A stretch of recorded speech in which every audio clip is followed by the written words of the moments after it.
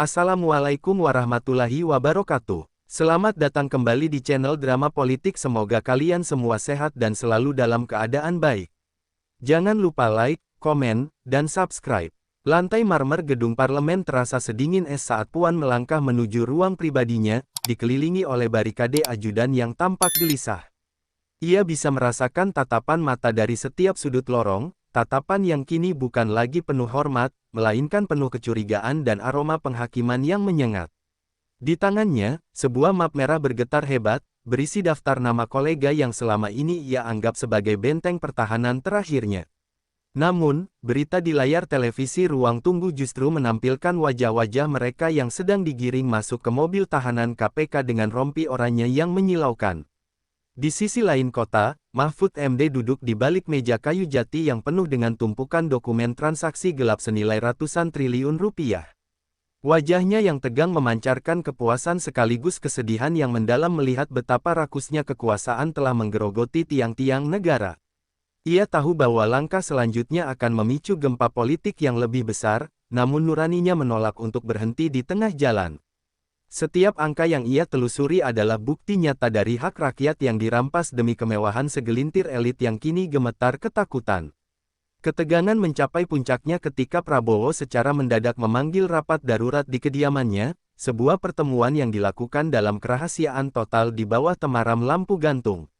Suasana ruangan itu begitu menyesakkan, dipenuhi asap cerutu dan bisikan-bisikan tajam tentang strategi penyelamatan diri yang mulai retak. Prabowo berdiri di ujung meja, memandang satu persatu wajah para petinggi yang hadir, mencari siapa di antara mereka yang telah menjadi tikus dan membocorkan data kepada pihak penegak hukum. Amarahnya tidak lagi meledak-ledak, melainkan berupa ketenangan yang mematikan, menandakan badai besar akan segera datang. Puan, yang turut hadir dalam pertemuan itu, merasa oksigen di sekitarnya seolah menipis saat namanya disebut dalam sebuah rekaman percakapan yang diputar secara anonim. Suaranya sendiri terdengar di speaker, membicarakan pembagian proyek Purbaya, yang kini menjadi pusat skandal korupsi terbesar dalam sejarah bangsa. Ia mencoba membela diri, namun suaranya tercekat di tenggorokan, tercekik oleh kenyataan bahwa rekaman itu berasal dari orang yang sangat ia percayai. Pengkhianatan ini terasa lebih menyakitkan daripada ancaman penjara yang kini membayang di depan pelupuk matanya. Sementara itu, di luar gerbang, ribuan demonstran mulai berkumpul, suara mereka bergema seperti guntur yang menuntut keadilan segera ditegakkan tanpa pandang bulu. Poster-poster besar dengan wajah Puan dan rekan-rekannya yang disilang merah memenuhi jalanan, menciptakan tekanan psikologis yang luar biasa bagi siapapun di dalam gedung. Puan bisa mendengar teriakan mereka dari balik jendela yang kedap suara, sebuah pengingat bahwa masa kejayaannya kini berada di ujung tanduk. Rakyat tidak lagi bisa dibungkam dengan janji-janji manis atau retorika politik yang usang. Mahfud MD kemudian muncul di konferensi pers dadakan, memegang sebuah flash disk yang ia sebut sebagai kotak Pandora dari skandal Purbaya tersebut. Dengan nada bicara yang tenang namun menghunjam, ia menyatakan bahwa tidak ada tempat bersembunyi bagi mereka yang telah memakan uang rakyat, bahkan di balik jabatan tertinggi sekalipun. Pernyataan ini menjadi vonis mati bagi karir politik banyak orang di malam itu, memicu kepanikan massal di kalangan anggota DPR yang belum tertangkap. Mereka mulai saling tuding, saling serang, dan mencoba menyelamatkan leher masing-masing dalam kekacauan yang tak terkendali. Di tengah hiruk-pikuk itu, Puan kembali merasakan pening yang luar biasa, seolah kepalanya dihantam oleh beban ratusan triliun rupiah yang kini dipersoalkan. Ia melihat bayangan dirinya di cermin besar ruangan rapat, wajah yang dulu penuh percaya diri kini tampak pucat pasi dan rapuh seperti kaca yang siap pecah. Air matanya mulai mengalir tanpa bisa dibendung, bukan karena penyesalan atas perbuatan, melainkan karena rasa frustrasi melihat kekuasaan yang ia bangun selama puluhan tahun runtuh hanya dalam semalam.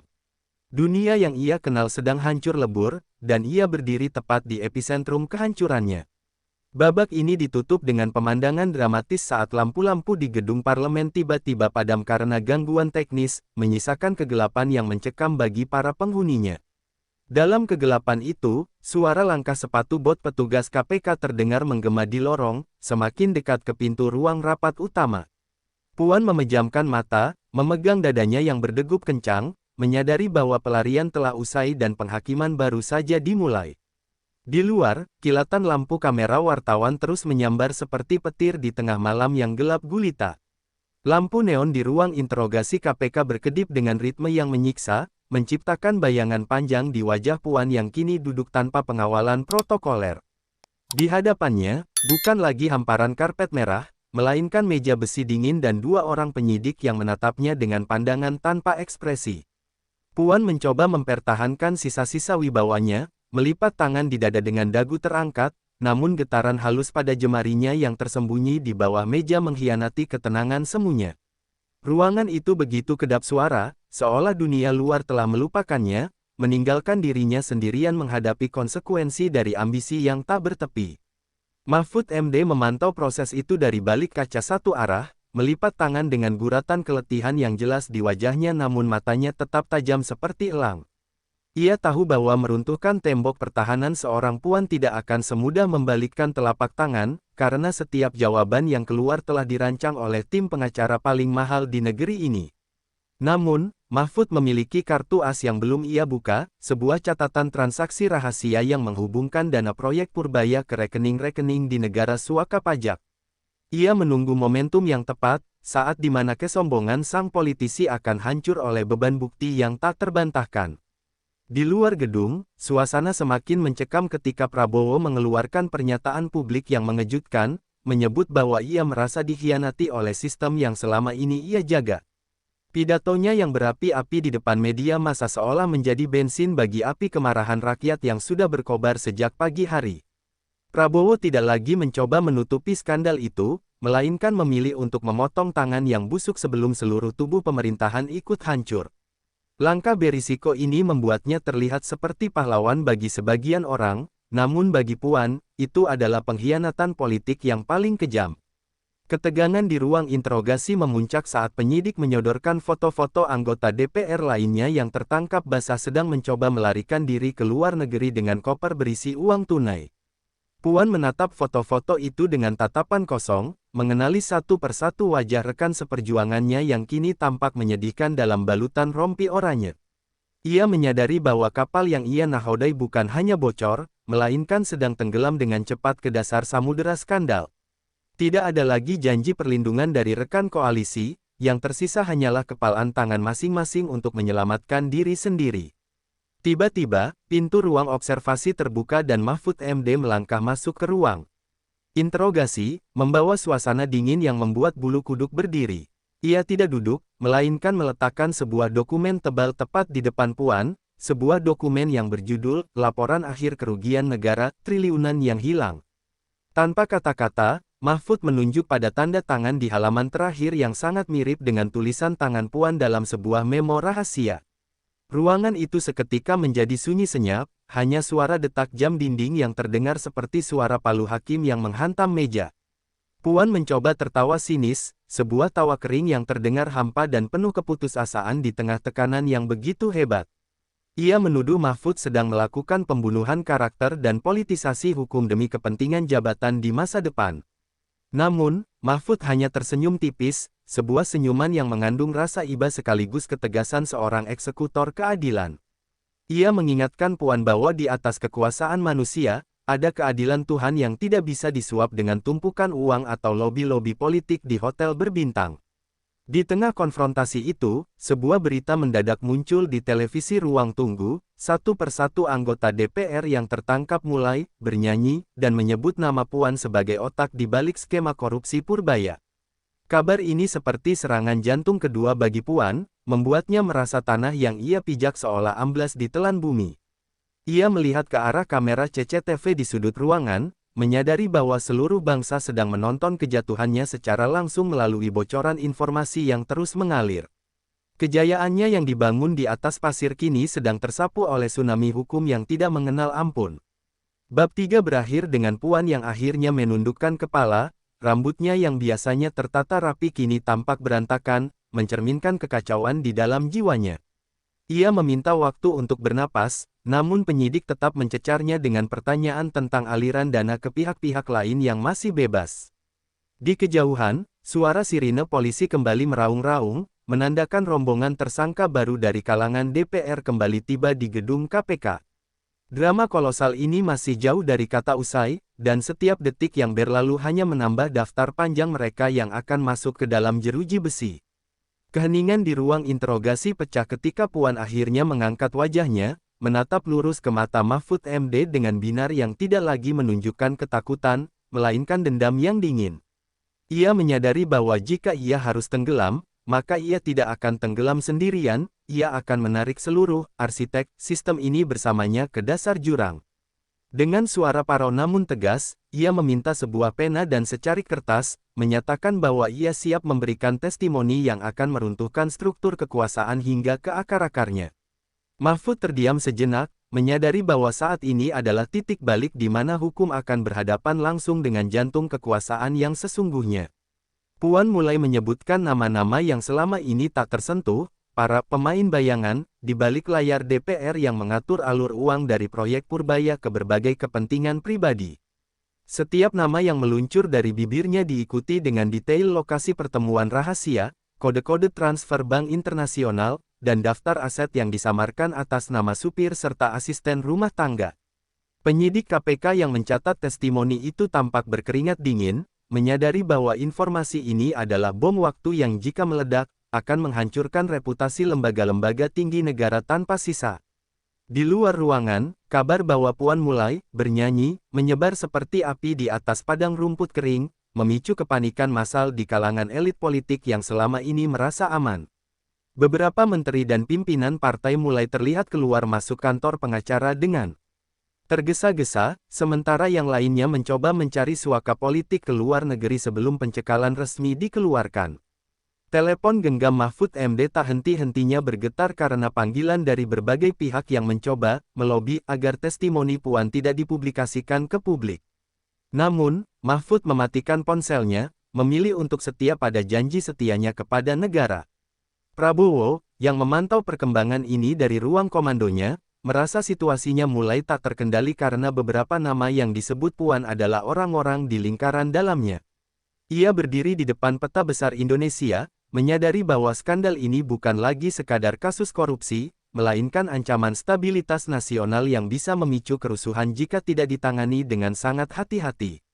Ada dilema besar di matanya, antara menegakkan keadilan seadil-adilnya atau melakukan kompromi politik demi menjaga agar negara tidak jatuh ke dalam anarki.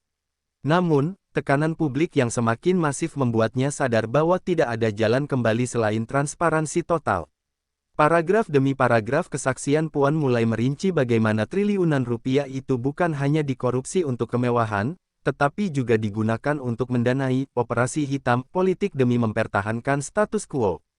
Ia menceritakan bagaimana setiap kebijakan yang merugikan rakyat telah dibeli dengan harga tertentu, di mana meja-meja bundar di restoran mewah menjadi saksi bisu transaksi nasib bangsa.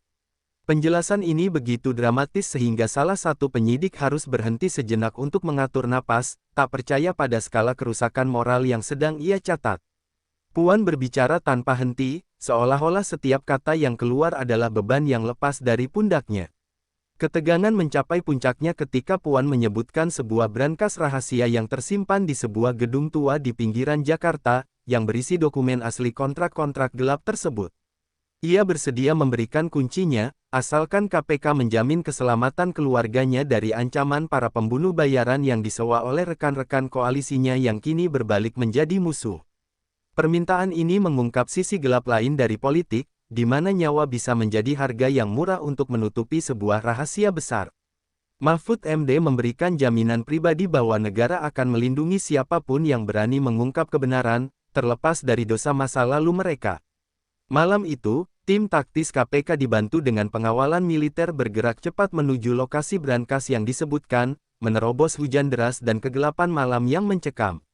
Di sana, mereka menemukan bukti-bukti yang jauh lebih mengerikan dari yang dibayangkan, daftar penerima aliran dana yang mencakup hampir setengah dari anggota parlemen aktif. Penemuan ini segera dikonfirmasi ke media, memicu gelombang kejutan di seluruh pelosok negeri dan membuat bursa saham seketika anjlok karena ketidakpastian politik. Rakyat yang menonton berita tersebut merasa dikhianati berkali-kali lipat oleh para wakil yang mereka pilih sendiri. Bab 4 ini diakhiri dengan Puan yang disandarkan kembali ke kursi besi, wajahnya tampak sangat lelah namun ada sedikit kelegaan yang tampak di sana setelah semua rahasia tercurah. Di luar, suara sorak-sorai demonstran yang menuntut pembersihan total semakin membahana, menembus dinding-dinding beton gedung KPK.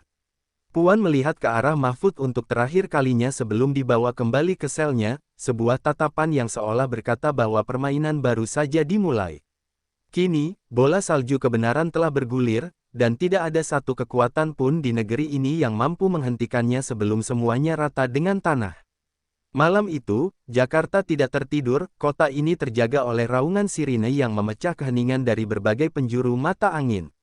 Berdasarkan peta pengakuan Puan, Mahfud MD memberikan lampu hijau bagi operasi gabungan paling ambisius dalam sejarah penegakan hukum Indonesia. Ratusan personel bersenjata lengkap bergerak laksana hantu di kegelapan, menyisir perumahan mewah dan apartemen eksklusif yang selama ini menjadi benteng bagi para koruptor. Daftar nama yang dulu dianggap tak tersentuh kini menjadi target perburuan, menciptakan atmosfer ketakutan yang mencekam di kalangan elit yang biasanya merasa di atas hukum. Di sebuah mansion megah di pinggiran kota, seorang pimpinan partai mencoba melarikan diri melalui pintu belakang sebelum tim taktis mendobrak gerbang utamanya. Namun, pelarian itu sia-sia karena setiap jalur keluar telah diblokade oleh barikade baja dan sorotan lampu helikopter yang meraung di atas kepala. Adegan penangkapan yang dramatis ini terekam oleh kamera warga, memperlihatkan betapa rapuhnya kekuasaan saat kebenaran mulai mengejar. Satu persatu, para pesohor politik itu digelandang keluar tanpa kemewahan, hanya dengan wajah pucat dan tangan yang terborgol rapat di depan dada. Prabowo, dalam kapasitasnya sebagai pemimpin tertinggi keamanan, berdiri di ruang pantau dengan wajah yang mengeras seperti karang menghadapi gempuran ombak. Ia melihat di layar monitor bagaimana satu persatu orang yang pernah duduk semeja dengannya kini harus mempertanggungjawabkan perbuatan mereka di depan hukum. Meskipun hatinya hancur melihat sistem yang ia banggakan runtuh, ia tahu bahwa ini adalah operasi bedah jantung yang diperlukan agar negara tidak mati karena infeksi korupsi. Keberaniannya untuk membiarkan hukum bekerja tanpa intervensi menjadi satu-satunya harapan bagi rakyat yang kini sedang menahan napas menyaksikan sejarah tercipta.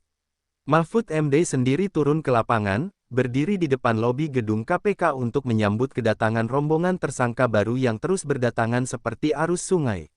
Setiap kali pintu mobil tahanan terbuka, kilatan lampu kamera wartawan menyambar laksana petir, mengabadikan jatuhnya para raksasa politik yang dulu begitu arogan. Mahfud tidak bicara banyak, matanya hanya menatap tajam ke arah berkas-berkas yang terus menumpuk di meja administrasi, memastikan tidak ada celah hukum yang bisa digunakan untuk meloloskan diri. Baginya, ini bukan sekadar tugas negara, melainkan perang suci melawan ketidakadilan yang telah lama mengakar.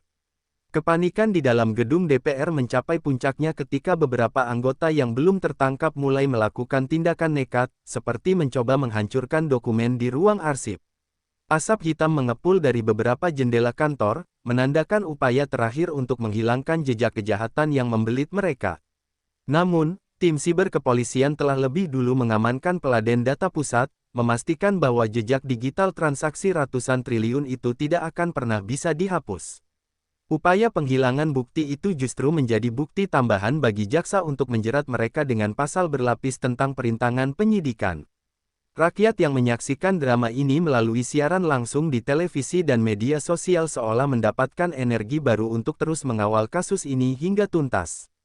Di berbagai kota, kerumunan massa melakukan sujud syukur di jalanan, sebuah pemandangan emosional yang menunjukkan betapa haus mereka akan keadilan yang tulus.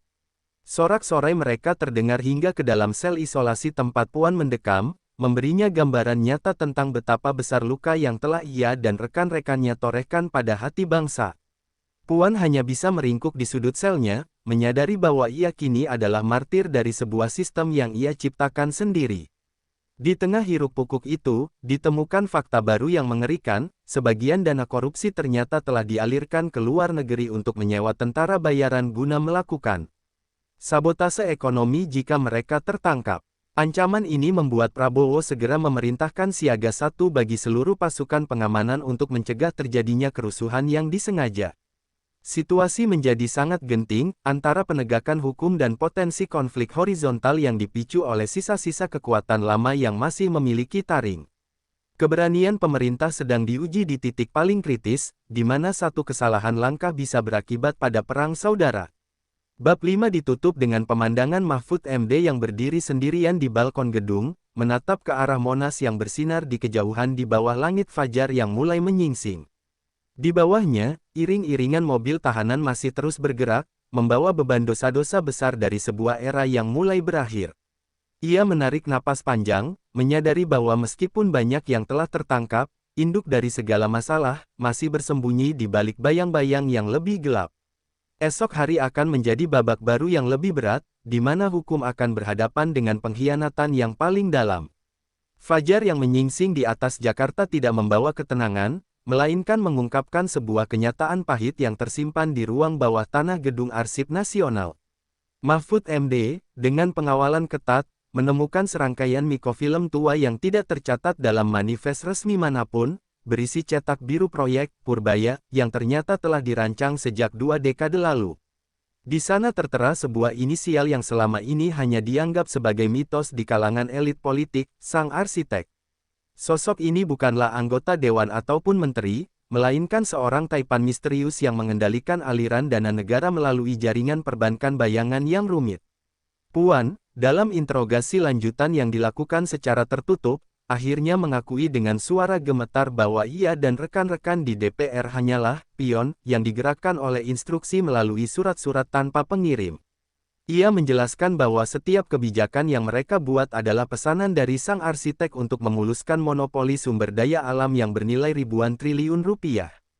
Pengakuan ini mengguncang fondasi pemikiran Mahfud, menyadari bahwa musuh yang mereka hadapi bukanlah sekadar koruptor biasa, melainkan sebuah entitas yang merasa memiliki negara ini secara privat. Ketakutan di mata Puan menunjukkan bahwa sang arsitek memiliki jangkauan yang bisa melampaui dinding penjara manapun. Prabowo, setelah menerima laporan intelijen tentang identitas asli sang arsitek, langsung memerintahkan penutupan seluruh akses keluar masuk bandara internasional untuk jet pribadi. Ia menyadari bahwa selama ini ia sedang bertarung melawan bayangannya sendiri, di mana intelijen negara ternyata telah disusupi oleh orang-orang suruhan sang taipan. Dengan kemarahan yang terkendali, ia memanggil jenderal-jenderal setianya untuk melakukan operasi pembersihan internal di tubuh militer dan kepolisian. Suasana di markas besar menjadi sangat tegang, tidak ada yang tahu siapa yang kawan dan siapa yang lawan, karena pengaruh uang sang arsitek telah merasuk hingga ke tulang sumsum birokrasi. Di tengah ketidakpastian itu, sebuah pesan enkripsi masuk ke pusat data KPK, berisi ancaman langsung bahwa jika pengejaran tidak dihentikan, sistem perbankan nasional akan diledakkan secara digital dalam hitungan jam. Ancaman sabotase ekonomi ini membuat Mahfud MD harus berpacu dengan waktu, bekerja sama dengan tim peretas etis untuk melacak titik koordinat server utama milik sang arsitek. Ketegangan di ruang kendali siber mencapai puncaknya saat kode-kode merah mulai bermunculan di layar monitor, menandakan serangan terhadap cadangan devisa negara telah dimulai. Ini bukan lagi sekadar kasus korupsi, melainkan upaya kudeta finansial yang dirancang dengan sangat rapi. Puan yang menyaksikan kekacauan itu dari balik jeruji besi mulai merasa dihantui oleh rasa bersalah yang amat sangat melihat bangsanya di ambang kehancuran. Ia memutuskan untuk memberikan kunci terakhir, sebuah koordinat GPS menuju sebuah pulau terpencil di Kepulauan Seribu yang menjadi pusat komando sang arsitek. Dengan sisa keberaniannya, ia memohon kepada Mahfud untuk menyelamatkan negara ini sebelum sang arsitek melenyapkan bukti terakhir beserta orang-orang yang mengetahui rahasianya.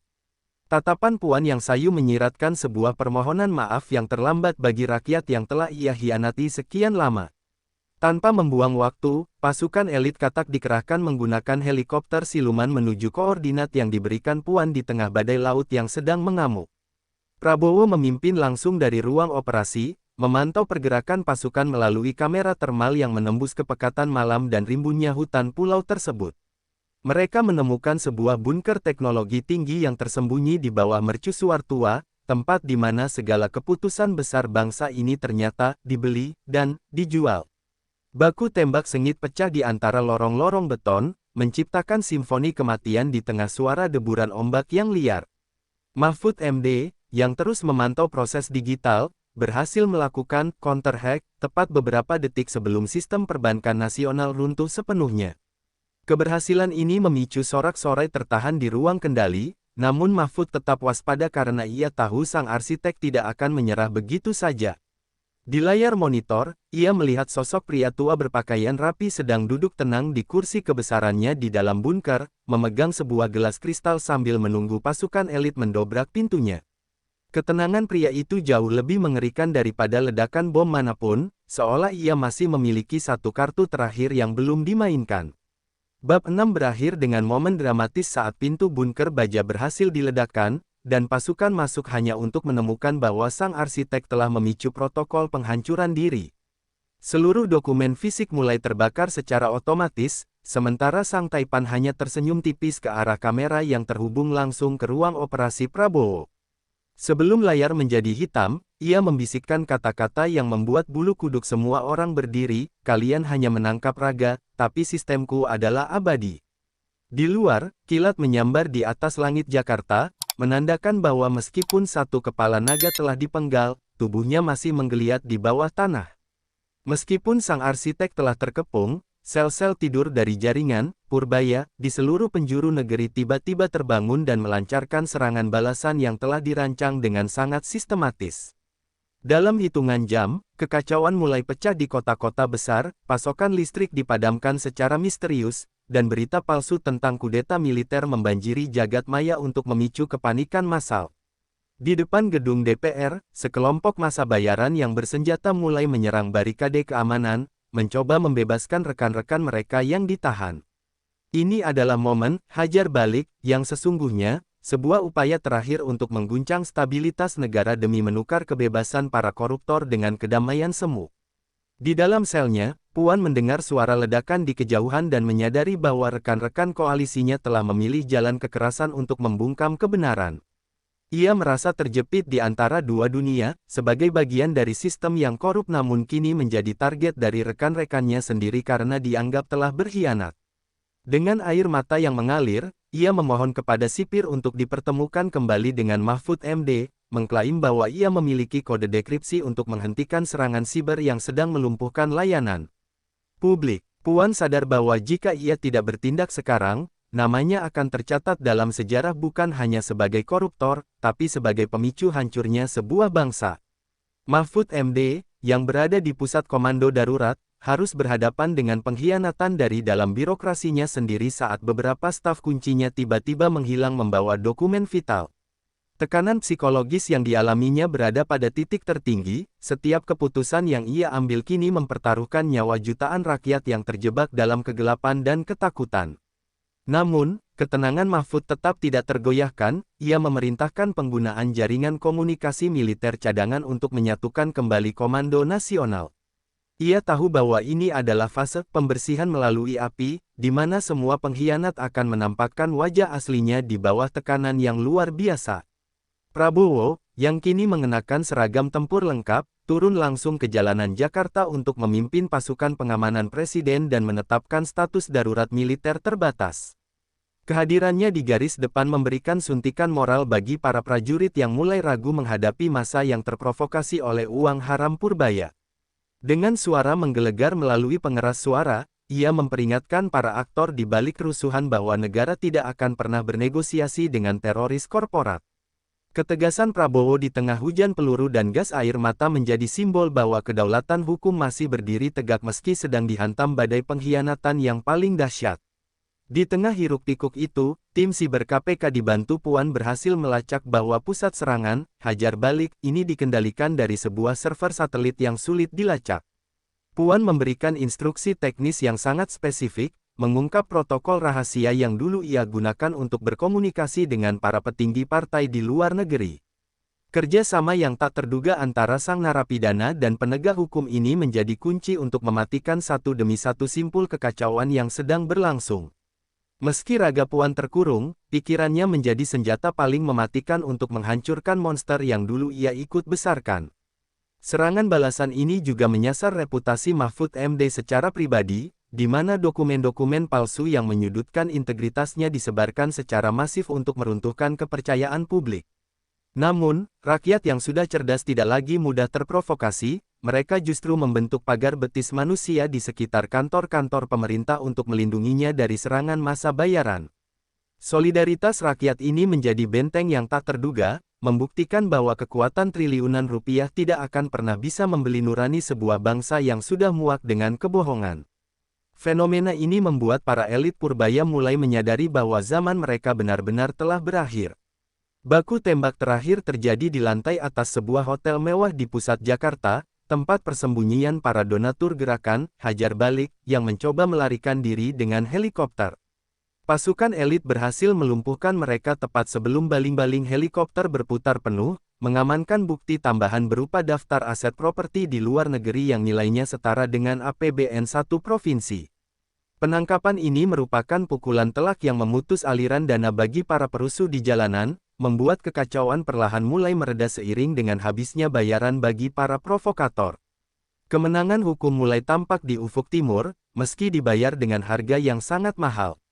Bab 7 ditutup dengan pemandangan pagi yang suram di ibu kota, di mana asap sisa kebakaran masih mengepul dari beberapa titik, namun bendera merah putih tetap berkibar di atas gedung DPR yang kini dijaga ketat.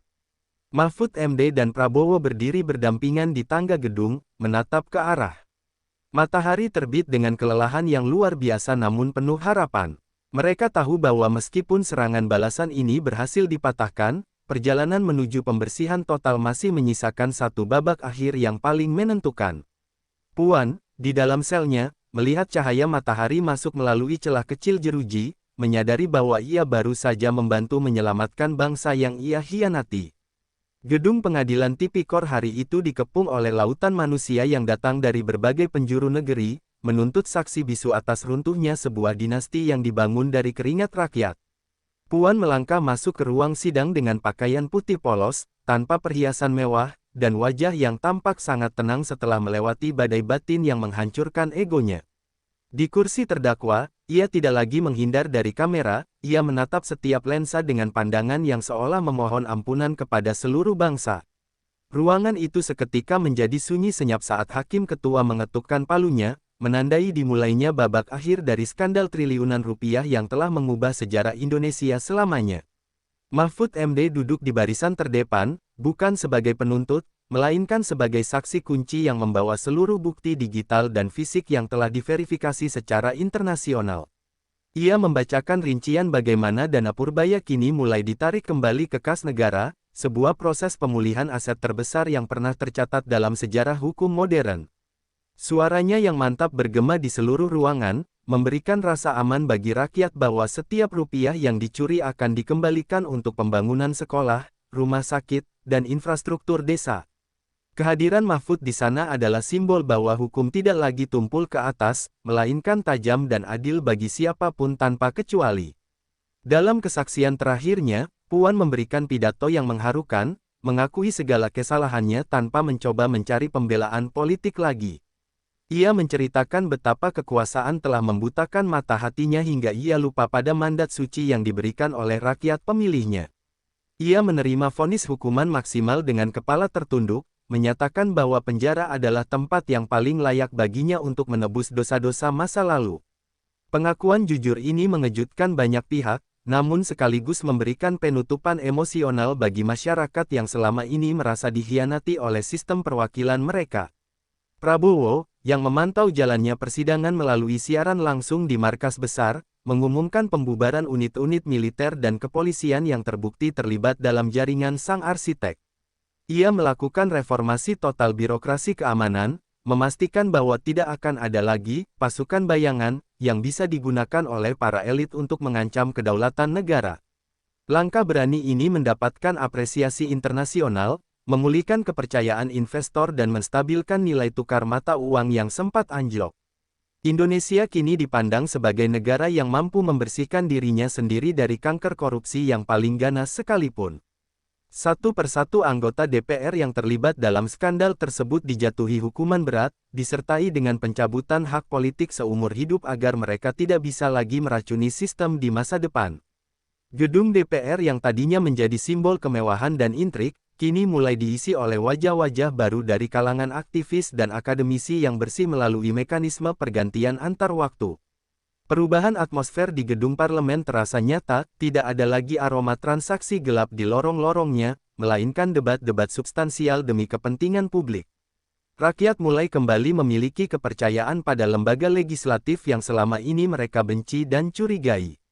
Aset-aset mewah milik sang arsitek yang telah disita, mulai dari pulau pribadi hingga koleksi mobil langka, dilelang secara transparan dan hasilnya langsung dialokasikan untuk dana abadi pendidikan nasional.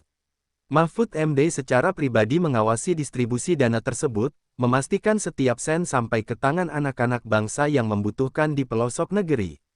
Pemandangan anak-anak sekolah yang mendapatkan fasilitas baru dari uang hasil korupsi menjadi pembalasan dendam paling indah bagi rakyat terhadap para koruptor. Keadilan kini bukan lagi sekadar teks di dalam buku hukum, melainkan sesuatu yang bisa dirasakan manfaatnya secara langsung oleh masyarakat luas. Puan, dalam perjalanan menuju lembaga pemasyarakatan, melihat melalui jendela mobil tahanan bagaimana rakyat mulai merayakan kebebasan baru mereka dengan sukacita. Ia melihat poster-poster yang dulu menghujatnya kini berganti dengan tulisan-tulisan harapan tentang masa depan Indonesia yang bersih dan bermartabat. Meskipun ia kehilangan kebebasan fisiknya, ia merasakan kelegaan jiwa yang luar biasa karena telah ikut andil dalam menghancurkan sistem yang ia bangun sendiri. Ia menyadari bahwa pengampunan rakyat mungkin butuh waktu lama, namun kejujurannya di pengadilan telah menyelamatkan negara dari jurang kehancuran yang lebih dalam. Bab terakhir ini ditutup dengan pemandangan matahari terbenam yang indah di Cakrawala, Jakarta, menyinari kota yang kini terasa lebih ringan dan bersih. Mahfud MD dan Prabowo berdiri di puncak Monas, memandang ke arah kota yang sedang berbenah, menyadari bahwa tugas mereka menjaga api kebenaran telah berhasil dijalankan dengan baik. Kisah tentang Puan, Purbaya, dan ratusan triliun rupiah yang hilang akan terus diceritakan sebagai pengingat bagi generasi mendatang bahwa kekuasaan tanpa integritas hanyalah kehancuran yang tertunda. Indonesia telah melewati malam yang paling gelap, dan kini ia siap menyambut fajar baru yang penuh dengan cahaya keadilan yang hakiki.